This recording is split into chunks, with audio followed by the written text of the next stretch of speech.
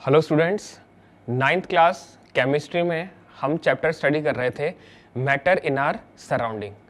हमारी सराउंडिंग में जो मैटर है उसकी कैरेक्टरिस्टिक, प्रॉपर्टी और क्लासिफिकेशन के बारे में इस चैप्टर में हम डिस्कस कर रहे थे और हम बात कर रहे हैं inter conversion of state of matter के बारे में। मैटर जो होता है वो बेसिकली तीन फिजिकल स्टेट्स में हमें मिलता है ऑर्डिनरी कंडीशन में, सॉलिड, लिक्विड और गैस। हम इस टॉपिक में बात कर रहे हैं कि किस तरह से हम मैटर को एक फिजिकल स्टेट से दूसरी फिजिकल स्टेट में कन्वर्ट कर सकते हैं और हम फिजिकल स्टेट को कन्वर्ट करते हैं bye either changing in condition of temperature और pressure.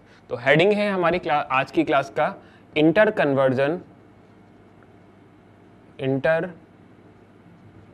Conversion of state of matter. और आज हम बात कर रहे हैं कन्वर्जन ऑफ गैस। आज की क्लास में हम बात कर रहे हैं conversion of liquid into gas और वाइस वर्सा। आप लिक्विड फेज में अवेलेबल किसी मैटर को गैसियस फेज में किस तरह से कन्वर्ट किया जाता है और मैटर के इस फेज कन्वर्जन के दौरान उसमें क्या क्या चेंजेस होते हैं इन टर्म्स ऑफ हीट और इन टर्म्स ऑफ फिजिकल स्टेट, हम इन सब के बारे में यहाँ पर डिस्कस करने वाले हैं। देखिए, हम बात कर रहे हैं, एग्जाम्पल ले रहे हैं यहाँ पर वाटर के बारे में। वाटर एक हमारे पास एग्जाम्पल है जो रूम टेम्परेचर पर लिक्विड फिजिकल स्टेट में अवेलेबल है। अगर हम इसको हीट कर देते हैं तो एक certain amount of heat absorb करके ये आपके पास वेपर में कन्वर्ट हो जाता है। और हम ये बात जानते हैं, वेपर जो होती है ये एक गैसियस फिजिकल स्टेट है H2O मॉलिक्यूल की। हम यहाँ वाटर का एग्जाम्पल ले रहे हैं। अब देखिए, इस फिनोमिना को समझने के लिए कि किस तरह से हम लिक्विड वाटर को गैसियस वेपर में कन्वर्ट कर सकते हैं, हम एक्टिविटी डिस्कस कर रहे हैं। एक्टिविटी में हमने क्या किया? एक्टिविटी में सबसे पहले हम एक कंटेनर ले रहे हैं। इस कंटेनर को हमने इसकी कैपेसिटी से हाफ कैपेसिटी में वाटर से फिल कर दिया। This is the water about half of the capacity of volume of the container. इस कंटेनर को हमने एक ट्राइपॉड स्टैंड पर प्लेस किया है। ट्राइपॉड स्टैंड पर प्लेस इसलिए कर रहे हैं क्योंकि जब आप इसको हीट प्रोवाइड करेंगे तो उसके लिए हमें बुनसेन बर्नर की ज़रूरत पड़ेगी और बर्नर को हम स्टैंड कर रहे हैं एक सरफेस पे। ये रही हमारे पास वो सरफेस जहां पर आपने बर्नर को रख दिया है और इसी सरफेस पर हम आयरन स्टैंड की मदद से एक थर्मामीटर क्लैंप कर रहे हैं। थर्मामीटर जो हमें इस पूरी एक्टिविटी में होने वाले टेम्परेचर डिफरेंस के बारे में इंडिकेट करता रहेगा। ये हमारे पास में एक आयरन स्टैंड हमने बना दिया और यहाँ पर हमने इसकी हेल्प से एक थर्मामीटर को कनेक्ट कर दिया कंटेनर में। और थर्मामीटर को हमें इस तरह से कनेक्ट करना है कि थर्मामीटर का जो मर्क्यूरी बल्ब होता है वो वाटर सरफेस के कांटेक्ट में रहे। ठीक, अगर ये हमारे पास वाटर है तो आप देख सकते हो वाटर के मॉलिक्यूल की कुछ सरफेसेस हमने यहां पर कंसीडर कर ली। This is water in the container which is placed on a tripod stand. हम एक आयरन क्लैंप की मदद से थर्मामीटर जो कनेक्ट कर रहे हैं इस तरह से कनेक्ट कर रहे हैं कि उसका मर्क्यूरी बल्ब जो है वो वाटर सरफेस के कांटेक्ट में रहे। इस पोजीशन में हो क्या रहा है? थर्मामीटर जो हमें रीडिंग शो कर रहा है वो वाटर के नॉर्मल टेम्परेचर की रीडिंग है। वो कंडीशन जब हम वाटर को हीट प्रोवाइड नहीं कर रहे हैं। फॉर एग्जांपल, अगर इस कंडीशन में मैं आपको टेम्परेचर मेजर कर रहे हैं वो हमारे पास रूम टेम्परेचर होगा which is 25 degree Celsius. 25 degree Celsius room temperature है वाटर का, उस कंडीशन में जब हम उसको हीट नहीं कर रहे हैं। ठीक, अब क्या हुआ? अगर हम इस कंटेनर में जो वाटर अवेलेबल है इसको बुनसेन बर्नर की हेल्प से ग्रेजुअली हीट करने की कोशिश कर रहे हैं, इसको जेंटली हम हीट प्रोवाइड कर रहे हैं। जो कंटेनर है वो हमारे पास हीट कंडक्टर है। होगा क्या, बर्नर से आने वाली हीट को कंटेनर वाटर को पास ऑन कर देता है। जैसे ही थोड़े से भी अमाउंट की एनर्जी वाटर ने गेन की, उसका टेम्परेचर राइज हो गया। हम ये मान करके चल रहे हैं कि जो लोअर सरफेस है वाटर की वो हमारे हाई टेम्परेचर को गेन कर चुकी है, लेकिन थर्मामीटर में कौन सी रीडिंग शो हो रही है? वो रीडिंग शो हो रही है जो अपर लेयर वाटर के टेम्परेचर की है। जो अपर सरफेस वाटर के मॉलिक्यूल की टेम्परेचर होगी वही हमें थर्मामीटर रीडिंग शो कर रहा है। वो इन वाटर मॉलिक्यूल ने हीट एब्जॉर्ब कर लिया, लेकिन टेम्परेचर अभी भी 25 डिग्री ही हमें रिप्रेजेंट हो रहा है। थोड़ी सी हीट और गेन करके क्या होगा, हमें थर्मामीटर इस पूरे वाटर के कंटेनर का टेम्परेचर राइज होता हुआ दिखाई देगा जब हम हीट को रेगुलर प्रोवाइड करते चले जा रहे हैं। ठीक हुआ क्या, टेम्परेचर फॉर एग्जांपल 25 डिग्री से राइज करके चला गया 50 डिग्री सेल्सियस तक। 50 डिग्री सेल्सियस तक टेम्परेचर हमारा राइज हो चुका है, जितनी भी हीट हमने प्रोवाइड की। उस कंडीशन में कंटेनर में अभी भी वाटर हमें क्लियरली अपीयर हो रहा है। टेम्परेचर थोड़ा सा राइज होगा लेकिन वो वाटर की फेज में ही है।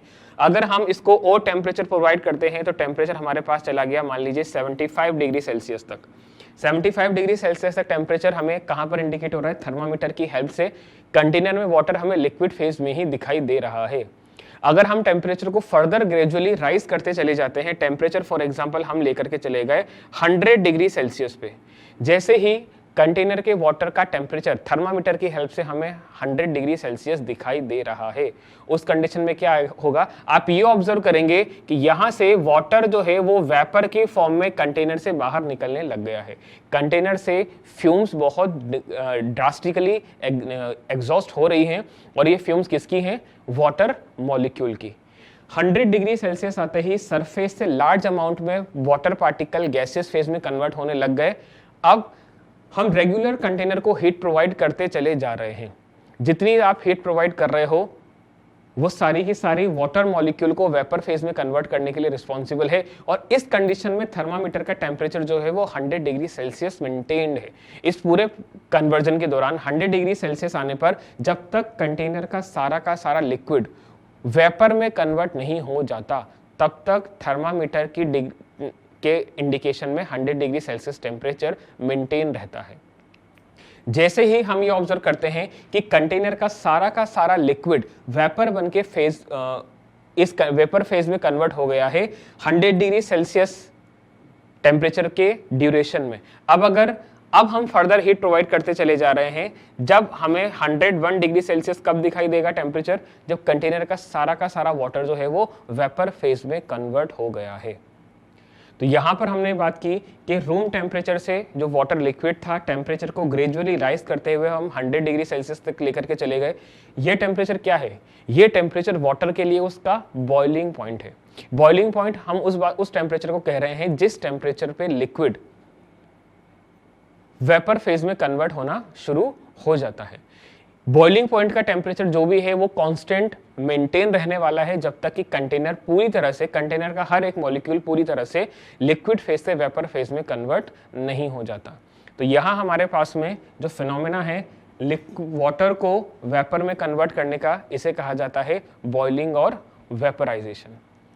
ठीक, यहाँ पर हम लिक्विड को हीट करके जो वेपर फेज में कन्वर्ट कर रहे हैं, इस प्रोसेस को कहा जाता है बॉइलिंग और वेपराइजेशन। तो what is boiling? Here we are to discuss what is the definition of boiling और वेपराइजेशन। बॉइलिंग और वेपराइजेशन की डेफिनेशन क्या हो सकती है, हम इसके बारे में यहां पर डिस्कशन कर रहे हैं। It is the process by which liquid changes into gas, liquid changes into gas by absorbing heat energy. What is boiling? This process is also known as vaporization. The process by which liquid changes into gas by absorbing heat energy, that process is known as boiling or vaporisation. For water this process occur at the temperature of 100 degree Celsius. Water के case में ये process हमें अकर होता है 100 degree Celsius पे, जो कि एक कांस्टेंट प्रेशर है जिसे हम वाटर का बॉइलिंग प्रेशर, बॉइलिंग टेम्परेचर भी कहते हैं। ये बॉइलिंग टेम्परेचर कांस्टेंट है जिसे हम वाटर का बॉइलिंग टेम्परेचर भी कहते हैं। ये फिनोमिना था लिक्विड को गैस में कन्वर्ट करने के लिए। हेडिंग हमारे पास में है वाइस वर्सा। इसका मतलब हम गैस को लिक्विड में भी कन्वर्ट कर सकते हैं। लिक्विड को गैस में कन्वर्ट करने के लिए हमने हीट इसे प्रोवाइड की है। तो अगर आप गैस को लिक्विड में कन्वर्ट अगेन करना चाहते हो तो आप इसको कूल कर रहे हो, और कूल करने का मतलब क्या होता है कि जितनी एनर्जी, हीट एनर्जी हमने इसको प्रोवाइड की थी वेपोराइज करने में, उतनी ही एनर्जी हम उससे वापस ले रहे हैं उस लिक्विड, उस गैस से, ताकि वो फिर से लिक्विड फेज में कन्वर्ट हो जाए। तो सेकंड डेफिनेशन हमारे पास में क्या है? सेकंड डेफिनेशन है हमारे पास में वेपोराइजेशन, सेकंड डेफिनेशन हम डिस्कस कर रहे हैं कंडेंसेशन और लिक्विफैक्शन। किस तरह से आप वेपर जो है उसको लिक्विफाइड कर सकते हो या कंडेंस करके लिक्विड फेज में कन्वर्ट कर रहे हैं। It is the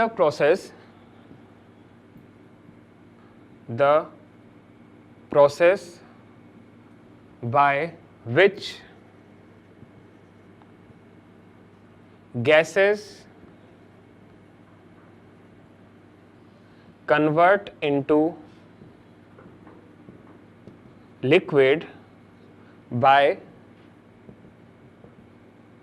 giving out heat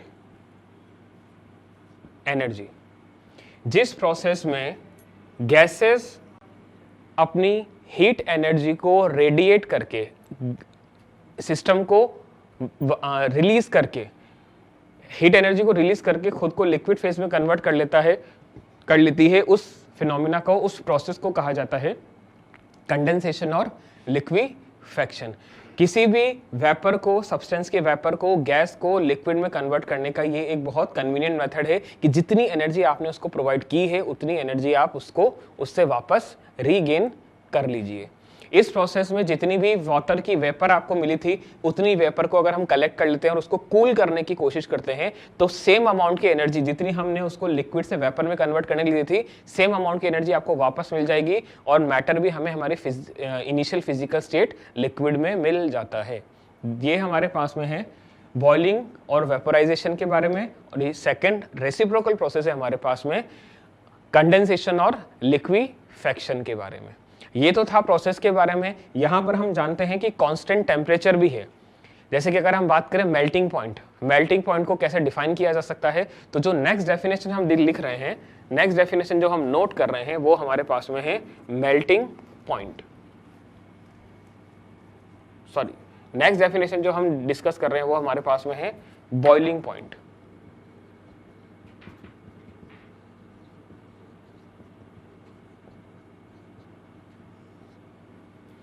liquid को जब हम वेपर में कन्वर्ट कर रहे थे, जो प्रोसेस था उसे हमने कहा था बॉइलिंग, तो हम उसे कहते हैं जिस टेम्परेचर पे ये फिनोमिना हमें अकर हो रहा है इसे कहा जाता है boiling point of the liquid. इसे कैसे डिफाइन किया जा सकता है इसके बारे में हम देख रहे हैं।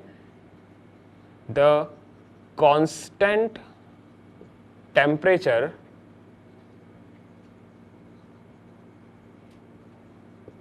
Eight which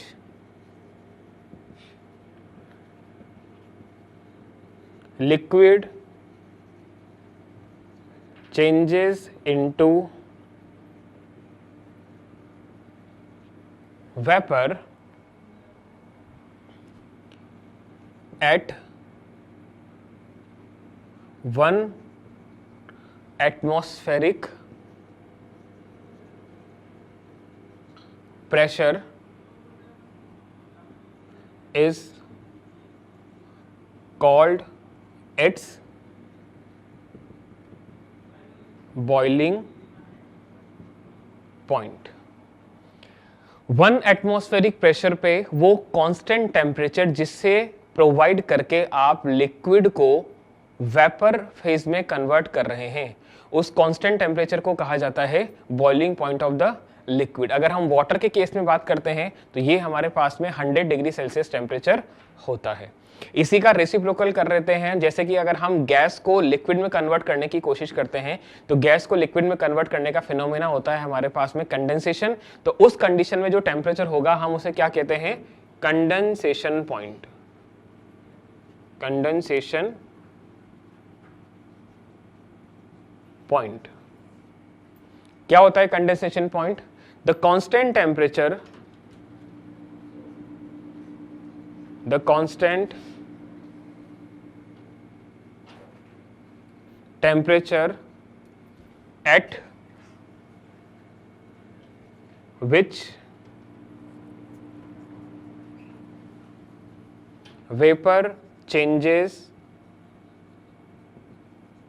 into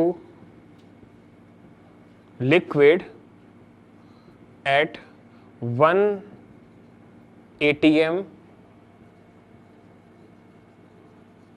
pressure is called its condensation point।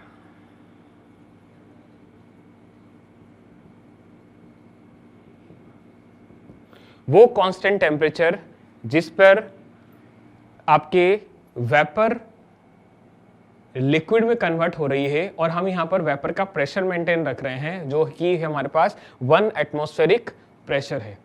इस पूरे प्रोसेस को कहा जाता है कंडेंसेशन, जिससे कि हम वेपर को लिक्विड फेज में कर रहे हैं, कन्वर्ट कर रहे हैं उसे कूल करके। जितनी हीट एनर्जी हमने इसे लिक्विड से गैस में कन्वर्ट होने के लिए प्रोवाइड की थी, उतने ही अमाउंट की एनर्जी अगर वेपर रिलीज कर देता है तो वो लिक्विड में कन्वर्ट हो जाता है। ये दोनों प्रोसेस एक दूसरे के रेसिप्रोकल हैं और अपोजिट हैं।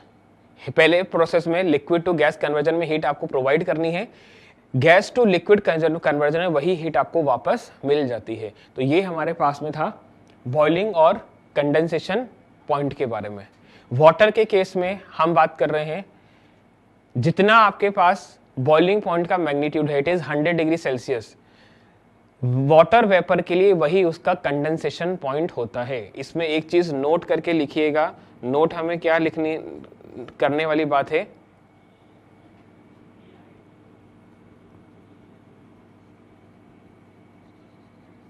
Numerically boiling point of liquid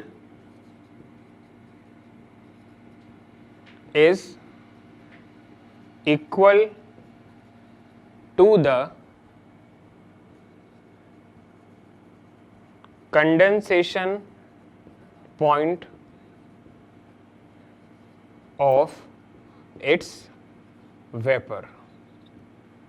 numerically अगर हम बात करते हैं तो किसी भी लिक्विड के लिए जो बॉइलिंग पॉइंट का मैग्नीट्यूड होता है वो उस लिक्विड की वेपर के लिए कंडेंसेशन पॉइंट का भी मैग्नीट्यूड होगा। जैसे कि अगर हम वाटर के केस में बात करते हैं, 100 डिग्री सेल्सियस अगर लिक्विड वाटर का बॉइलिंग पॉइंट है तो वाटर वेपर का कंडेंसेशन पॉइंट भी 100 डिग्री सेल्सियस ही होगा। आप इस पॉइंट को एज अ बैरियर कंसीडर कर सकते हैं। एक ऐसा बैरियर है जिसको क्रॉस करते ही गैस जो है वो लिक्विड में कन्वर्ट हो जाएगा, या लिक्विड जिसको क्रॉस करते ही फिर से गैसियस फेज में कन्वर्ट हो जाता है। तो यहाँ हमारे पास हम कांस्टेंट टेम्परेचर को मेंटेन कर रहे हैं, बता रहे हैं एज अ बॉइलिंग पॉइंट और कंडेंसेशन पॉइंट, जो हमने इस प्रोसेस के दौरान डिस्कस किया है। अब यहाँ पर हमारे पास गौर करने वाली बात है कि जो थर्मामीटर का टेम्परेचर हमें 100 डिग्री सेल्सियस मेंटेन दिखाई दे रहा था, हम यहाँ पर हीट तो प्रोवाइड कर रहे हैं और पूरे कंटेनर का टेम्परेचर जो है वो मेंटेन है। थर्मामीटर में टेम्परेचर का राइज हमें बिल्कुल भी अपीयर नहीं हो रहा, हीट भी प्रोवाइड कर रहे हैं और थर्मामीटर में टेम्परेचर भी नहीं बढ़ रहा है। ऐसा क्यों हो रहा है? ऐसा इसलिए हो रहा है कि जब लिक्विड फेज में पार्टिकल थे वाटर के, उनकी काइनेटिक एनर्जी जो है वो कम थी। पार्टिकल्स की काइनेटिक एनर्जी कम है, इंटर पार्टिकल स्पेस कम है और फोर्स ऑफ अट्रैक्शन ज्यादा है, इसीलिए वो लिक्विड में है, लिक्विड फेज में है। अगर काइनेटिक एनर्जी को हमने हीट एनर्जी देकर के एनहांस कर दिया है, उसका मैग्नीट्यूड बढ़ा दिया है, तो अगर इंटर पार्टिकल स्पेस बढ़ गया, inter particle force of attraction कम हो गया, तो वही लिक्विड वेपर फेज में कन्वर्ट हो जाएगा। तो यहां पर हम जो बात कर रहे हैं कि हीट प्रोवाइड करी और टेम्परेचर राइज नहीं हुआ, ऐसा क्यों हुआ? क्योंकि जो हीट आपको प्रोवाइड कर रहे थे वो वाटर की लेटेंट हीट ऑफ वेपोराइजेशन के फॉर्म में कन्वर्ट हो रहा है। नेक्स्ट पॉइंट नोट कीजिए, latent heat of vaporisation.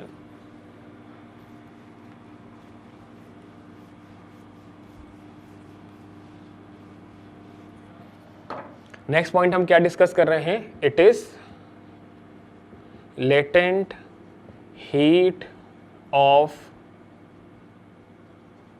Vaporisation.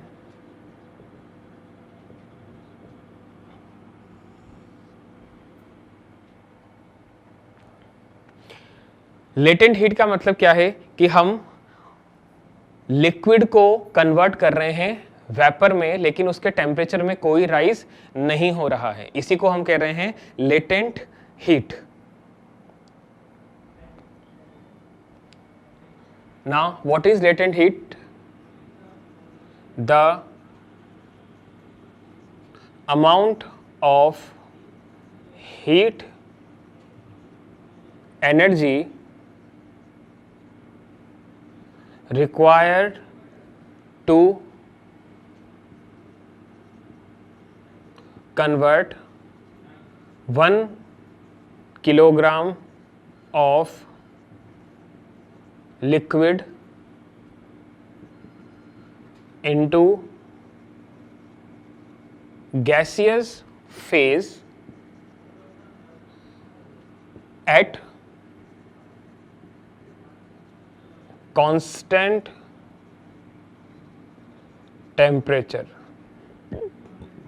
is called its latent heat of vaporization। अगर हमने इस कंटेनर में 1 kg लिक्विड को स्टोर कर लिया है और हम उसको बॉइलिंग पॉइंट का टेम्परेचर मेंटेन करके, मतलब 100 डिग्री सेल्सियस मेंटेन करके वेपर में कन्वर्ट करने की कोशिश कर रहे हैं, उस 1 kg लिक्विड को कंप्लीटली लिक्विड फेज से वाटर वेपर फेज में कन्वर्ट होने के लिए जितनी हीट अमाउंट की रिक्वायरमेंट हमें है, उस हीट को कहा जाता है लेटेंट हीट ऑफ वेपोराइजेशन। ठीक, यहां पर टेम्परेचर कांस्टेंट है। कांस्टेंट क्यों है? क्योंकि ये जो लेटेंट हीट है वेपोराइजेशन लिक्विड के केस में, ये उस लिक्विड पार्टिकल की काइनेटिक एनर्जी को एनहांस करने के लिए रिस्पॉन्सिबल है। पहले पार्टिकल जो थे, मान लीजिए ये कंटेनर है जिसके अंदर मैंने किन्हीं 4 वाटर मॉलिक्यूल को ऑब्जर्व कर लिया। पार्टिकल का इंटर पार्टिकल स्पेस कम है, अट्रैक्शन ज्यादा है। अगर मैं इसको हीट एनर्जी यहां से प्रोवाइड कर रहा हूं, हीट एनर्जी प्रोवाइड करने के बाद क्या होगा? पार्टिकल की काइनेटिक एनर्जी राइज हो गई और यही पार्टिकल एक दूसरे से डिस्टेंस बढ़ा लेते हैं। एनर्जी बढ़ गई, रैंडम मूव करेंगे, इंटर पार्टिकल स्पेस बढ़ेगा, inter particle force of attraction कम होगा। इसी के रिजल्टेंट ये लिक्विड से वेपर फेज में कन्वर्ट हो जाते हैं। इस टोटल कन्वर्जन के दौरान, लिक्विड टू वेपर कन्वर्जन के दौरान टेम्परेचर हमारा कांस्टेंट मेंटेन रहता है। इसी हीट एनर्जी को कहा जाता है लेटेंट हीट ऑफ वेपोराइजेशन।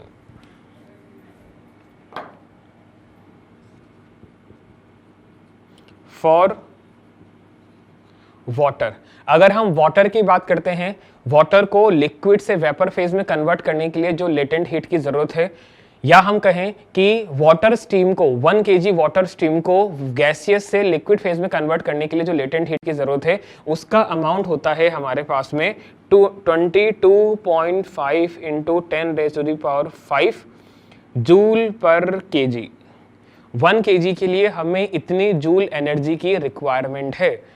अगर हम वाटर को लिक्विड फेज से वेपर फेज में कन्वर्ट कर रहे हैं या वाटर वेपर को गैसियस फेज से लिक्विड फेज में हम कन्वर्ट कर रहे हैं, तो इतनी अमाउंट की एनर्जी जो है हमें देनी पड़ेगी या हमें उतनी ही अमाउंट की एनर्जी वापस मिल जाती है। यहाँ पर हमारे पास हीट क्या होती है वो हम जानते हैं, लेकिन लेटेंट का मतलब क्या है? लेटेंट का मतलब होता है हिडन हीट। ये एब्जॉर्ब तो हो रही है लेकिन इसका फिनोमिना हमें दिखाई नहीं देता। पार्टिकल की काइनेटिक एनर्जी है वो हम कैसे डिटेक्ट करेंगे? जब तक कि फिजिकल स्टेट कन्वर्ट नहीं हो रही। तो जब फिजिकल स्टेट कन्वर्ट हो रही होती है तभी हम ये बता सकते हैं कि एनर्जी ने अपना कोई रोल प्ले किया है, कोई इंडिकेशन हमें मिलता है कि स्टेट चेंज हो रही है। लेकिन यहाँ पर ऐसा नहीं होता, यहाँ पर ऐसा पॉसिबल नहीं हो रहा है, ठीक है। तो इसलिए लेटेंट का मतलब क्या होता है, हिडन हीट होता है हमारे पास। ये था हमारे पास में कि किस तरह से हम लिक्विड को वेपर फेज में कन्वर्ट कर सकते हैं, और हमने देखा लेटेंट हीट का मतलब क्या होता है, इसका मतलब है एक हिडन हीट। इंटर कन्वर्जन के बारे में अभी तक हमने डिस्कशन किया कि किस तरह से सॉलिड को लिक्विड में कन्वर्ट किया जा सकता है और लिक्विड को गैस में कन्वर्ट किया जा सकता है। इसके रिवर्स प्रोसेस की भी हमने बात की कि किस तरह से गैस को कन्वर्ट किया जा सकता है लिक्विड में, और कैसे हम लिक्विड को सॉलिड में फिर से कन्वर्ट कर सकते हैं, ठीक। अगर हम इस पूरे फेज कन्वर्जन को टेम्परेचर और टाइम के अगेंस्ट रिप्रेजेंट करना चाहें तो हमारे पास एक ग्राफ रिप्रेजेंट होता है जिसे हम कहते हैं temperature time graph of inter conversion of state of matter. तो जो नेक्स्ट हेडिंग हम डिस्कस कर रहे हैं आज की क्लास में वो क्या है हमारे पास में, temperature time graph. Next heading note कीजिएगा, नेक्स्ट हेडिंग हमारे पास में है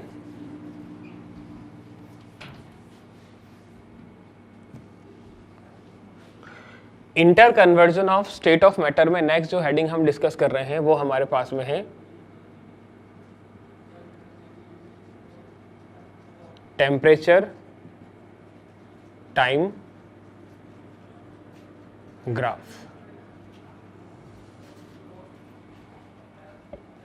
देखिए यहां पर हम टाइम के रेस्पेक्ट में टेम्परेचर को प्लॉट कर रहे हैं। कब प्लॉट कर रहे हैं, जब या तो हम सॉलिड को हीट करके कन्वर्ट कर रहे हैं लिक्विड में, सॉलिड सब्सटेंस को हीट करके हमने कन्वर्ट किया लिक्विड में, या हम लिक्विड को हीट प्रोवाइड करके कन्वर्ट कर रहे हैं गैस में। इसका रिवर्स भी आप कर सकते हो पूरे प्रोसेस का। गैस है, इसको आप कूल करके कन्वर्ट कर रहे हो लिक्विड में, या लिक्विड है, इसको भी हम कूल करके कन्वर्ट कर रहे हैं सॉलिड में। इन 3 फिजिकल स्टेट के इंटर्न कन्वर्जन के दौरान जो भी आपके पास में टेम्परेचर में चेंज हो रहे हैं, इसे अगर हम टाइम के रेस्पेक्ट में प्लॉट करते हैं, इसे कहा जाता है टेम्परेचर टाइम ग्राफ। यहां पर कैसे इन प्रोसेस का टेम्परेचर टाइम ग्राफ प्लॉट होगा, हम इसके बारे में बात कर रहे हैं। मान लीजिए ये हमारे पास में y एक्सेस है, y कोऑर्डिनेट हम यहां रिप्रेजेंट कर रहे हैं, और ये हमारे पास में हो गया हमारा x, ये इट इज x एक्सेस, और ये हमारे पास में y एक्सेस जो हम ग्राफ की यहां पर प्लॉट कर रहे हैं। अब देखो यहां पर हो क्या रहा है, अगर हम आइस को ऑब्जर्व कर रहे हैं, अगर हम आइस को ऑब्जर्व कर रहे हैं तो आइस का टेम्परेचर जब आप मेजर करोगे तो वो कुछ माइनस डिग्री सेल्सियस में आपको मिलता है, 0 के बिलो आपको मिलेगा। ये इस y एक्सेस पे हमने रिप्रेजेंट किया टेम्परेचर को, टेम्परेचर हमारे पास में है डिग्री सेल्सियस में, हम यहां पर टेम्परेचर को रिप्रेजेंट कर रहे हैं डिग्री सेल्सियस में। जैसे ही आप अपवर्ड डायरेक्शन में मूव करेंगे टेम्परेचर बढ़ता चला जाएगा। और इस एक्सेस पे हम रिप्रेजेंट कर रहे हैं टाइम को, और यहां पर टाइम को रिप्रेजेंट कैलकुलेट किया जा रहा है मिनट्स में। यहां पर हम टाइम को किस पे रिप्रेजेंट कर रहे हैं, मिनट्स की फॉर्म में। जब आपने आइस को फ्रीजर से निकाला है, आइस जो है वो फ्रोज्ड कंडीशन में है, फ्रोजन कंडीशन में उसका टेम्परेचर जो है वो 0 के बिलो होगा, कुछ माइनस डिग्री सेल्सियस में हो गया। थियोरेटिकली मैंने मान लिया कि इट इज -5 डिग्री सेल्सियस। यहां पर हमारे पास में रेंज है, it is -5, it is 0, and on further moving for example it is 100 degree Celsius. जब हम आइस को कंटेनर से निकाल रहे हैं, उसका टेम्परेचर नेगेटिव में कुछ है, मैंने मान लिया 0 डिग्री सेल्सियस है। जैसे जैसे हम उसका टेम्परेचर राइज करते चले जा रहे हैं, टाइम के साथ साथ उसका टेम्परेचर राइज करता चला जाएगा, और एक टाइम के बाद अगर हम एक पॉइंट पर पहुंच गए हैं, ये पॉइंट कौन सा है हमारे पास में, जब वो ice latent heat of melting को एब्जॉर्ब करके लिक्विड में कन्वर्ट करने लग गया है। 0 डिग्री सेल्सियस आते ही आप ये बात जानते हो कि जो आइस है वो लिक्विड फेज में कन्वर्ट होना शुरू कर देता है। जब तक आइस का कंप्लीट ऑब्जेक्ट लिक्विड में कन्वर्ट नहीं हो जाता, टेम्परेचर जो है वो हमारा कांस्टेंट मेंटेन रहने वाला है, चाहे आप इसको हीट प्रोवाइड कर रहे हो जितनी भी आप हीट प्रोवाइड कर रहे हो टेम्परेचर कांस्टेंट रहने वाला है। मान लीजिए यहां से एक सर्टेन डिस्टेंस यहां तक टेम्परेचर जो है हमारा कांस्टेंट मेंटेन है 0 डिग्री सेल्सियस। ये वो ड्यूरेशन है, मेल्टिंग पॉइंट है हमारे पास आइस का वाटर के रेस्पेक्ट में कि वो 0 डिग्री सेल्सियस टेम्परेचर मेंटेन रख रहा है, सॉलिड टू लिक्विड में कन्वर्ट हो रहा है। एक बार कंटेनर का सारा आइस लिक्विड में कन्वर्ट हो गया, अगर हम फर्दर हीटिंग प्रोवाइड कर रहे हैं तो जैसे जैसे टाइम एनहांस होता चला जाएगा टेम्परेचर सब्सटेंस का फिर से बढ़ता चला जा रहा है। ग्रेजुअली टेम्परेचर राइज होता चला गया, 0 डिग्री सेल्सियस से गए हम 125, 50, 75, 100। जैसे ही हम 100 डिग्री सेल्सियस टेम्परेचर तक पहुंच गए, मतलब मान लीजिए ये हमारे पास में 100 डिग्री सेल्सियस टेम्परेचर वाली कंडीशन आ गई। इस कंडीशन में क्या हो रहा है, अब यहाँ पर वाटर जो था, जो ये हमने फिनोमेना डिस्कस किया था, इस कंडीशन में हो क्या रहा है, जो वाटर हमारा लिक्विड फेज में था इस ड्यूरेशन में, इस पॉइंट से लेकर इस पॉइंट तक के ड्यूरेशन में, ये हमारे पास में वेपर में कन्वर्ट होने लग गया है। जब तक इस कंटेनर का सारा लिक्विड वेपर में कन्वर्ट नहीं हो जाता है, टेम्परेचर जो है वो 100 डिग्री सेल्सियस मेंटेन रहने वाला है। टेम्परेचर 100 डिग्री सेल्सियस मेंटेन रहेगा जब तक कि कंटेनर का सारा लिक्विड वेपर में कन्वर्ट नहीं हो गया है। और अगर हम फर्दर हीटिंग प्रोवाइड कर देते हैं तो अब ये गैस वेपर फेज में आगे फर्दर मूव कर रहा है। तो ये जो पूरी प्लॉटिंग हमारे पास में कहलाती है टेम्परेचर की during the conversion of physical state of matter against time. This is known as temperature time graph of the interconversion of state of matter.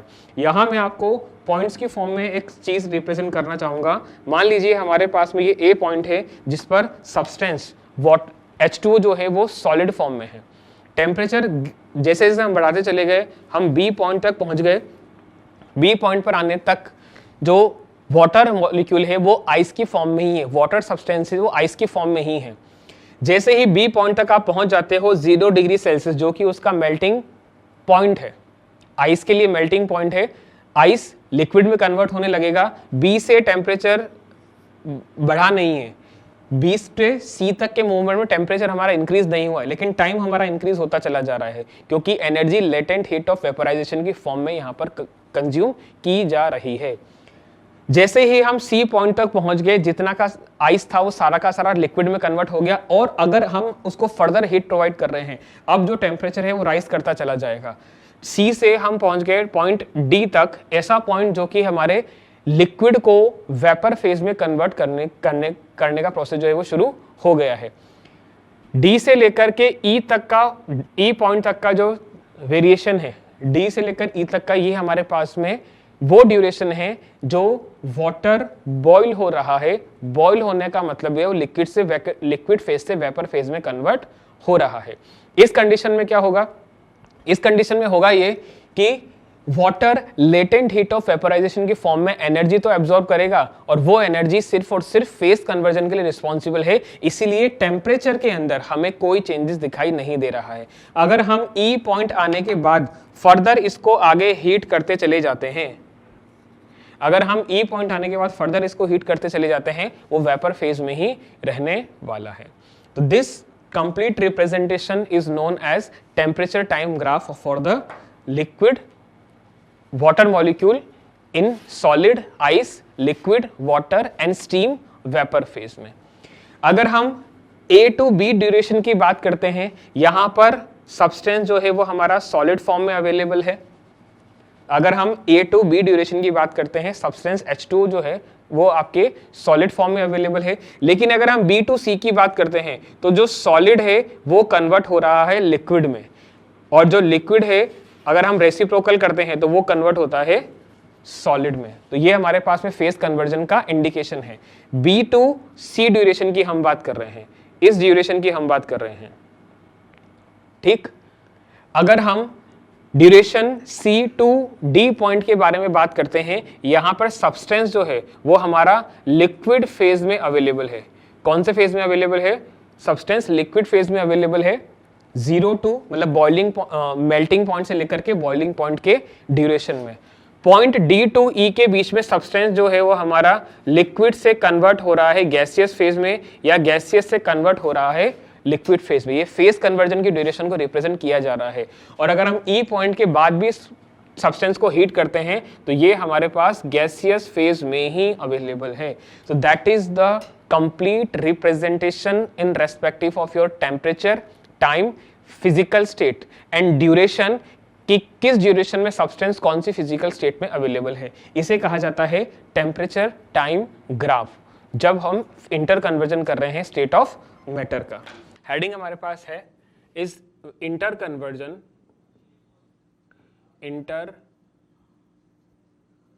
Conversion of state of matter. Matter की जो physical state है उसको कैसे inter convert किया जा सकता है एक फिजिकल स्टेट से सेकंड फिजिकल स्टेट में। हम एग्जांपल देता हूं, जैसे कि हमारे पास रूम टेम्परेचर पे एक फिजिकल स्टेट है सब्सटेंस की सॉलिड।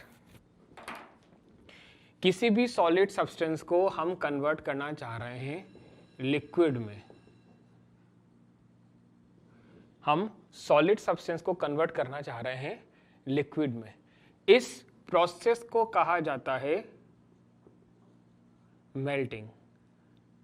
सॉलिड को अगर हम लिक्विड में कन्वर्ट कर रहे हैं, इस प्रोसेस को कहा जाता है मेल्टिंग। और ये प्रोसेस अकर होता है by applying heat.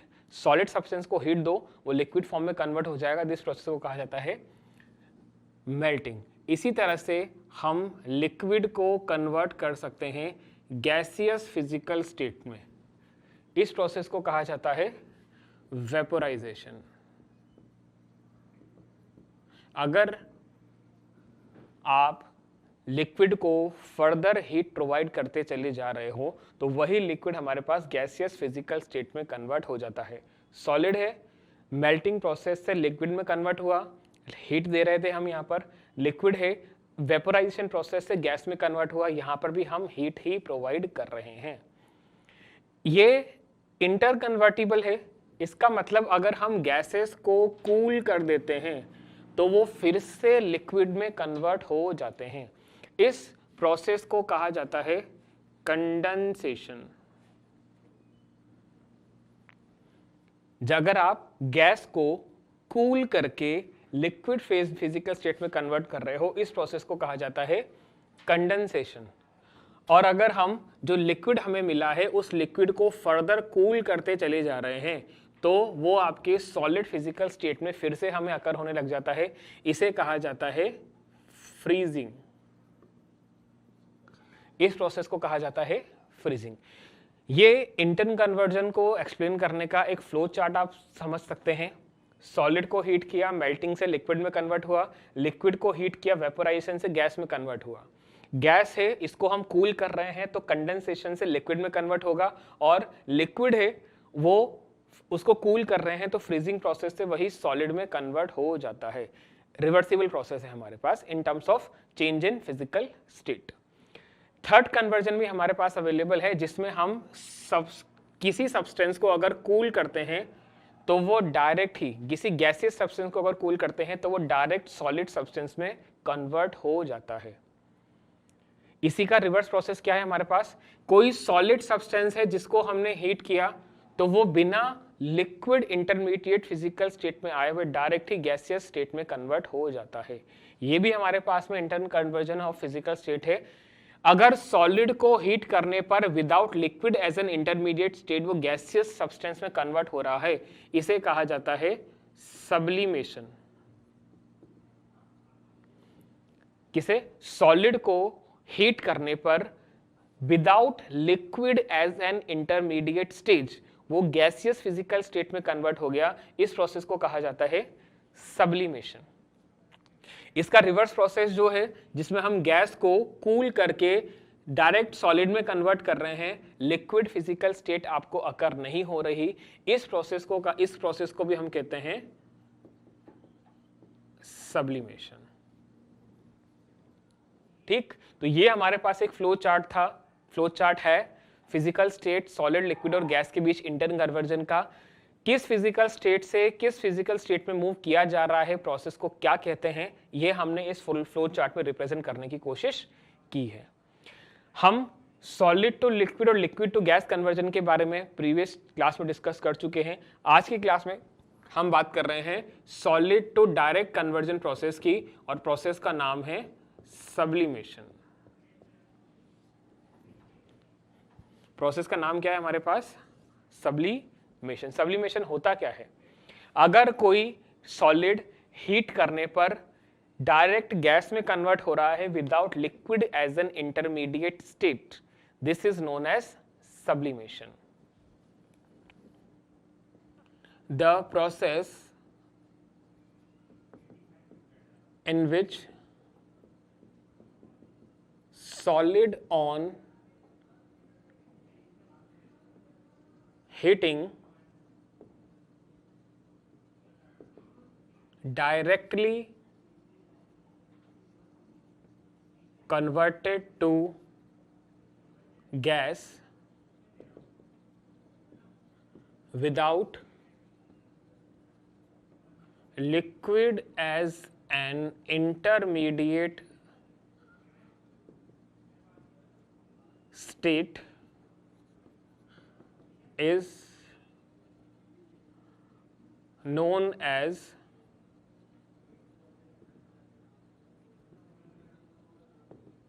sublimation. What is sublimation? Solid को हीट करने पर अगर वो डायरेक्ट गैसियस फिजिकल स्टेट में कन्वर्ट हो रहा है और उसमें liquid intermediate physical state gain नहीं करता, इस प्रोसेस को कहा जाता है सब्लिमेशन। हमारे पास कुछ ऐसे कंपाउंड हैं जो सब्लिमेशन की प्रॉपर्टी शो करते हैं। अगर हम एग्जाम्पल की बात कर रहे हैं तो एग्जाम्पल हमारे पास में क्या हो गया? जैसे हम बात कर रहे हैं कैम्फर के बारे में।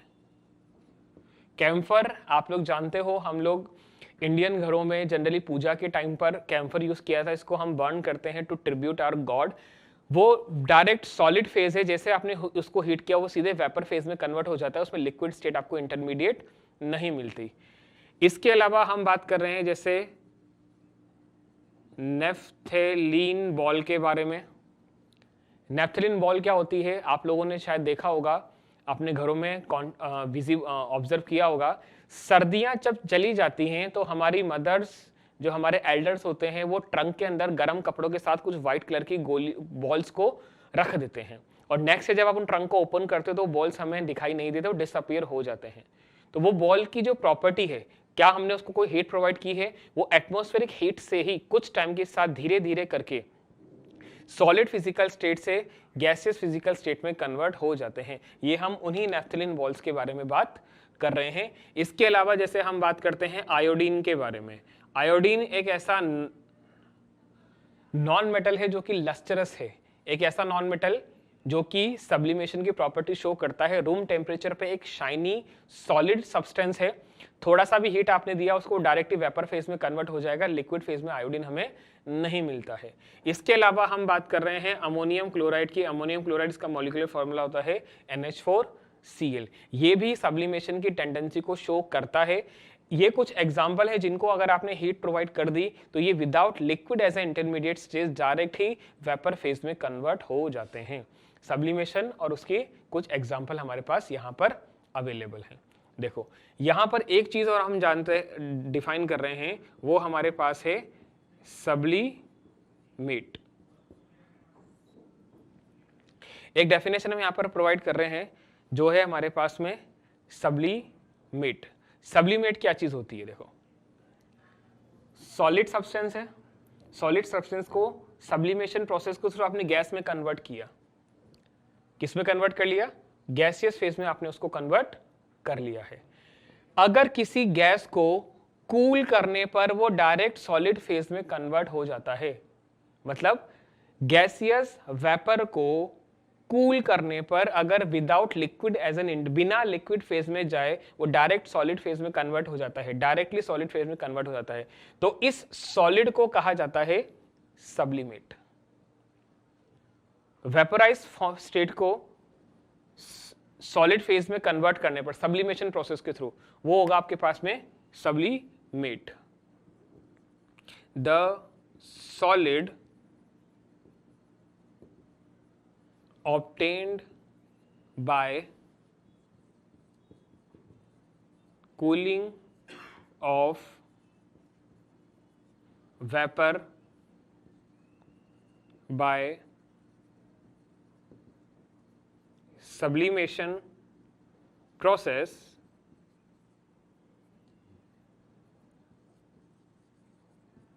is sublimate.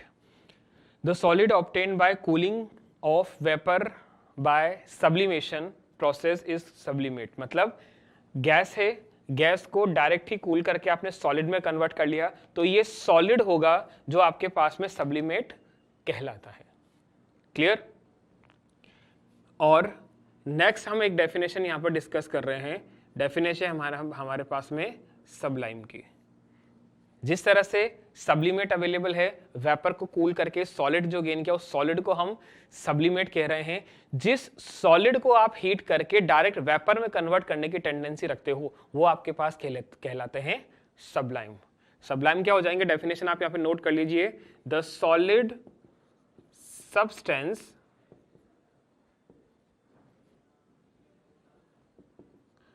going to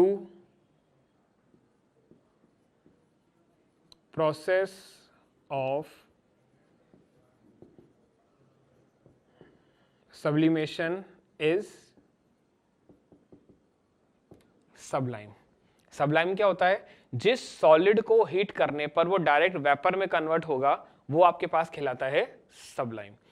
sublimate और सबलाइम याद रखिएगा, ये दोनों सॉलिड ही हैं. फर्क इस बात का है कि कौन सा सॉलिड किस फिजिकल स्टेट, किस प्रोसेस से आपको मिल रहा है. सब्लिमेशन जिस सॉलिड का होने वाला है उसे हम कहते हैं सबलाइम, मतलब जो फेज में गैसेस फेज में कन्वर्ट होने वाला है. और वेपर को कूल करने पर अगर वो डायरेक्ट सॉलिड में कन्वर्ट होता है तो उस सॉलिड को हम कहते हैं सबलिमेट. डेफिनेशन को फोकस कीजिएगा, यहां पर हम गैसियस फिजिकल स्टेट की बात नहीं कर रहे हैं, हम सिर्फ सॉलिड्स को ही मेंशन कर रहे हैं सबलाइम और सब्लिमेट की फॉर्मेट में. क्लियर है बात? तो ये हमारे पास में कुछ एग्जांपल हैं. Camphor, naphthalene ball, iodine and ammonium chloride. These are the example of substance which is going to be sublime. That is the flow chart to represent the internal conversion of physical state.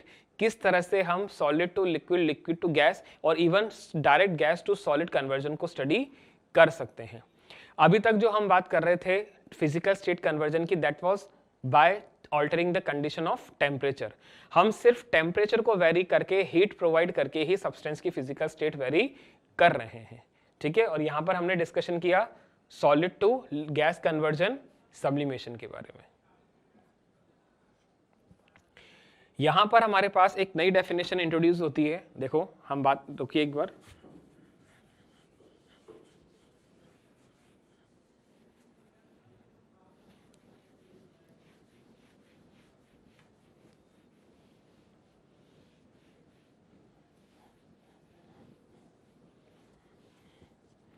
Definition है हमारे पास specific heat. जब कभी भी आप heat provide करके solid to liquid और liquid to gas convert कर रहे हो या gas to direct solid conversion कर रहे हो, जो भी टेम्परेचर प्रोवाइड करके, हीट प्रोवाइड करके आपने सब्सटेंस की फिजिकल स्टेट को चेंज किया है, उस सब्सटेंस की फिजिकल स्टेट में एक स्पेसिफिक प्रॉपर्टी होती है सब्सटेंस की, which is specific heat. Specific heat क्या होती है, अब हम इसके बारे में बात करते हैं.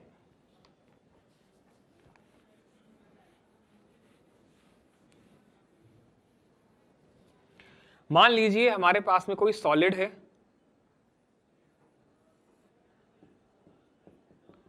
और सॉलिड का वेट कितना है.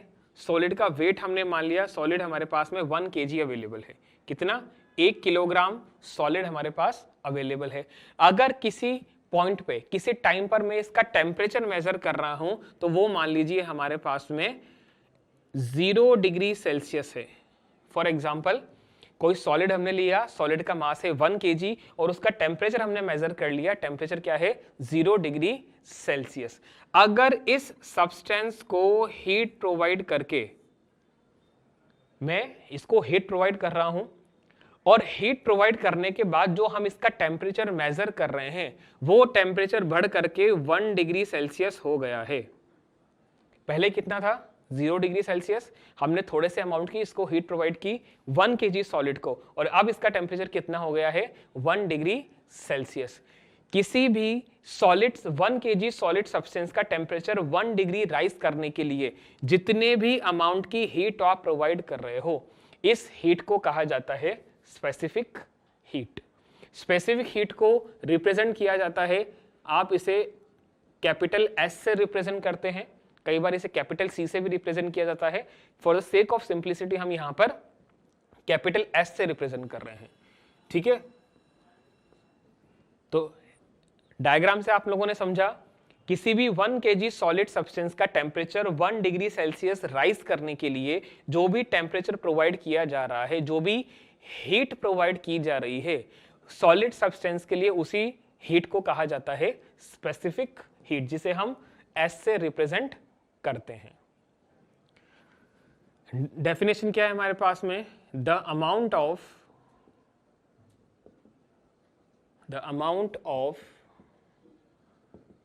heat energy required to raise the temperature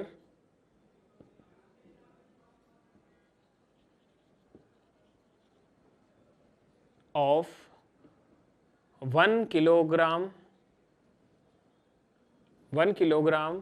solid substance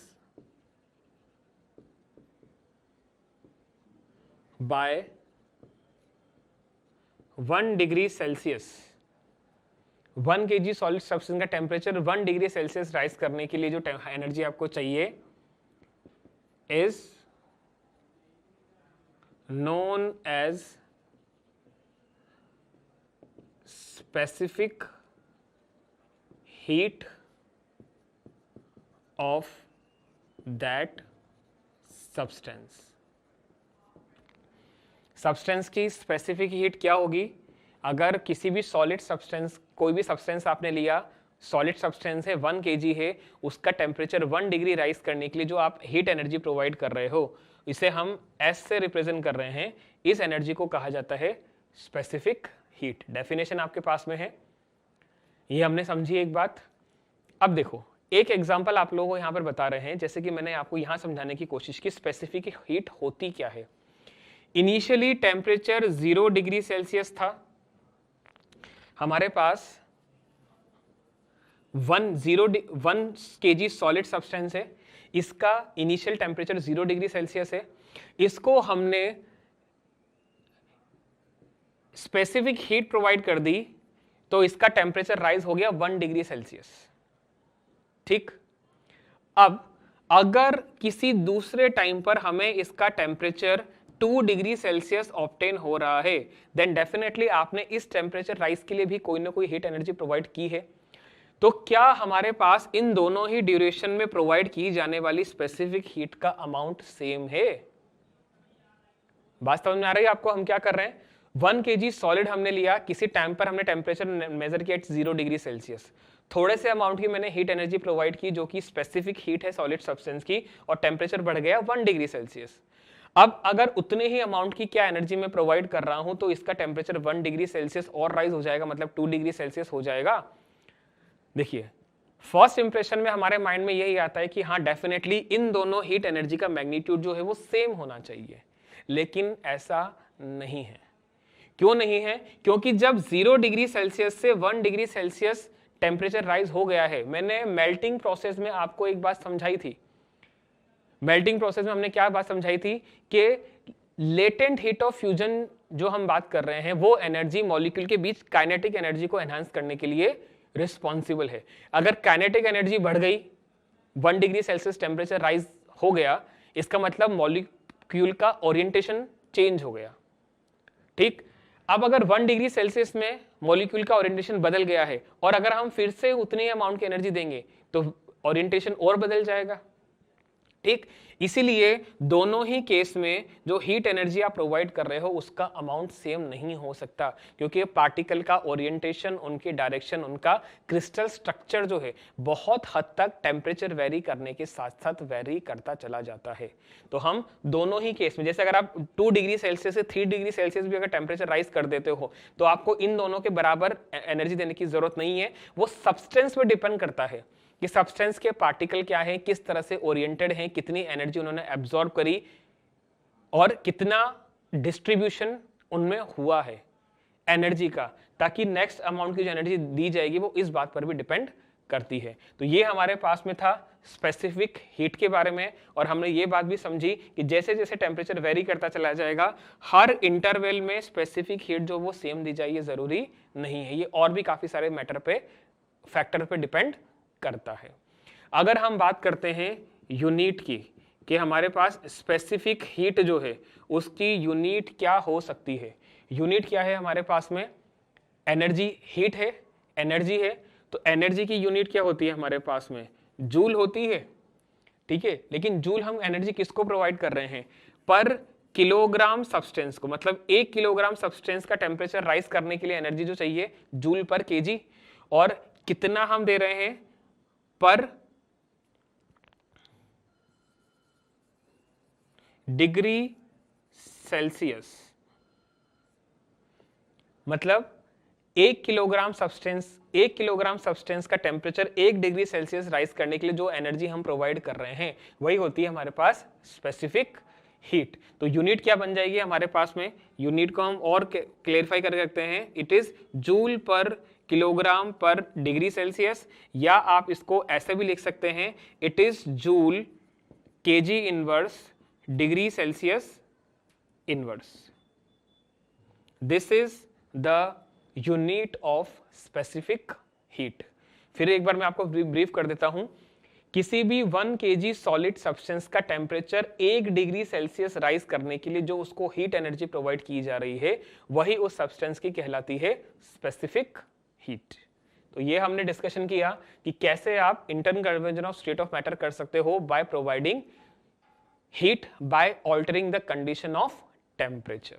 clear?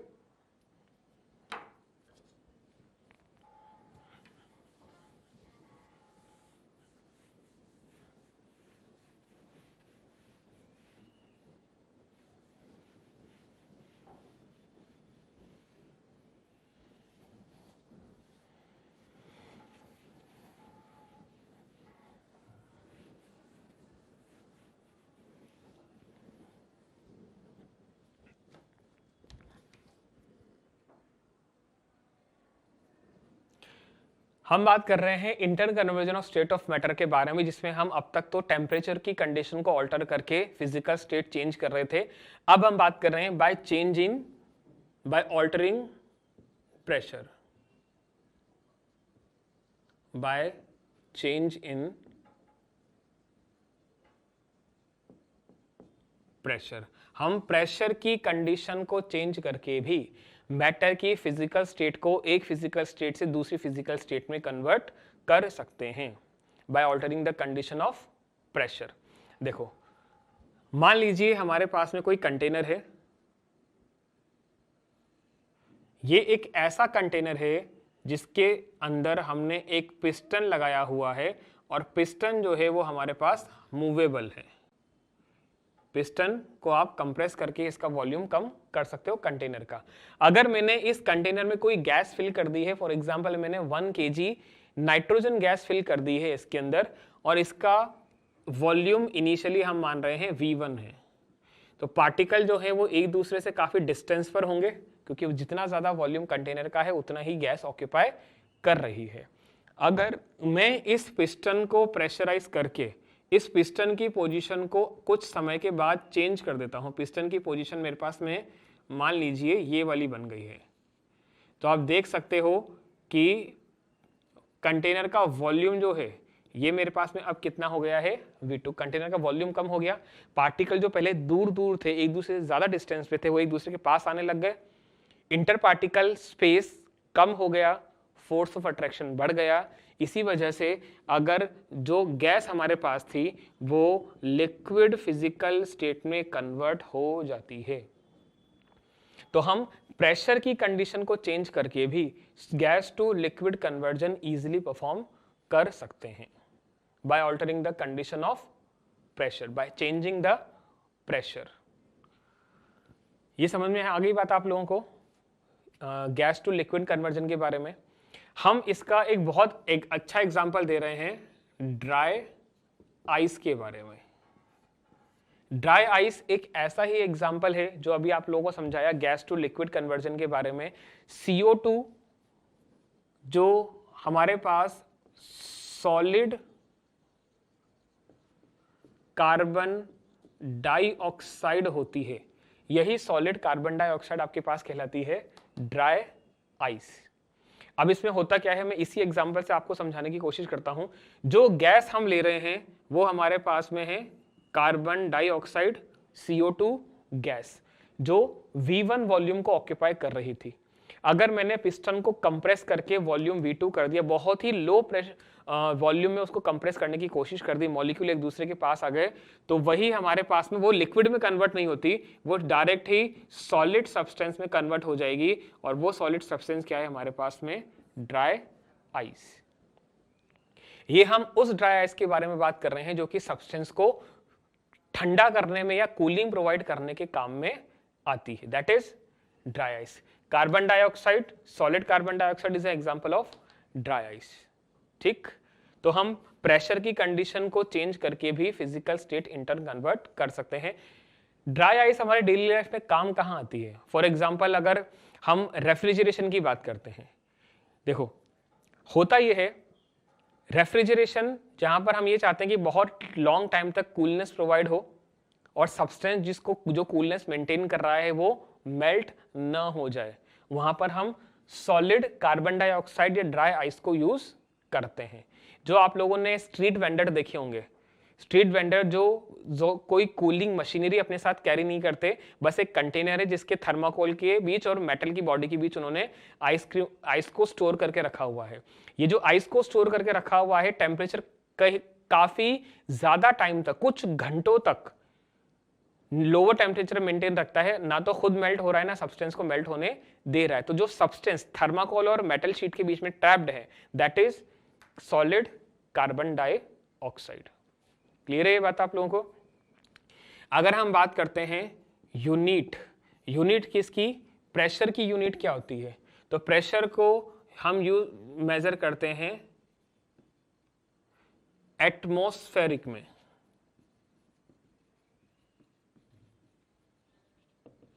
Atmospheric pressure में, जिसे हम ATM के नाम से भी जानते हैं। और अगर आप इसकी SI यूनिट की बात करते हो तो प्रेशर की SI यूनिट हमारे पास में क्या हो जाएगी? SI यूनिट हमारे पास में है पास्कल। प्रेशर की यूनिट क्या है? Atmospheric pressure, it is ATM, और SI यूनिट क्या है इसकी? पास्कल। अगर हम इन दोनों में के बीच रिलेशन की बात करते हैं, तो जैसे हम डिस्कस कर रहे हैं 1 ATM और 1 पास्कल के बारे में, 1 atmospheric unit is equal to 1 into 10 raised to the 5 pascal. 1 into 10 raised to the power 5 pascal, that is the relation between 1 ATM pressure and 1 pascal. Clear है? तो अभी तक हमने बात करी फिजिकल स्टेट में इंटर्न कन्वर्जन के बारे में, solid to liquid, liquid to gas और gas to solid, and vice versa by altering the condition of temperature and pressure. आज की क्लास के लिए इतना ही। Thank you.